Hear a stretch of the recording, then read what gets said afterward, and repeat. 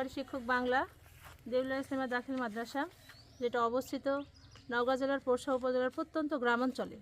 আমি এসেছি তৃতীয় গণবিজ্ঞপ্তিতে। আমার বাসা, আমার বাড়ি যেটা সেটা হচ্ছে রাজশাহী পবা উপজেলায়।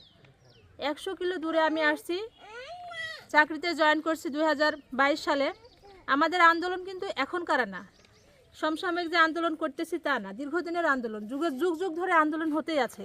আমাদের নামে মাত্র 1000 টাকা বাড়ি ভাড়া দেওয়া হয়, যেখানে আমি এখানে দেউলিয়ার প্রত্যন্ত অঞ্চলে এসেও 3500 টাকার নিচে কোনো বাড়ি ভাড়া পাই না।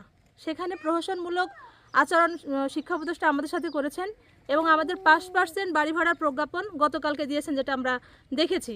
এই প্রহসনমূলক আচরণ শিক্ষা উপদেষ্টাকে বন্ধ করতে হবে এবং আমাদের ন্যায্য দাবি মানতে হবে।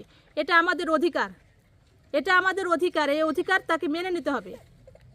তাই বলবো, শিক্ষা উপদেষ্টাকে বলবো, অবিলম্বে আমাদের ন্যায্য অধিকার, আমাদের দাবি, আমাদের এই দাবি মেনে নেন এবং আমাদের ক্লাসরুমে যেতে আপনি আমাদের ক্লাসরুমে যাওয়ার একটা ব্যবস্থা করে দেন। আমরা এখানে থাকতে চাই না, আমরা আন্দোলনে থাকতে চাই না, আমরা কোনো রাজনৈতিক দলের সাথে যুক্ত না।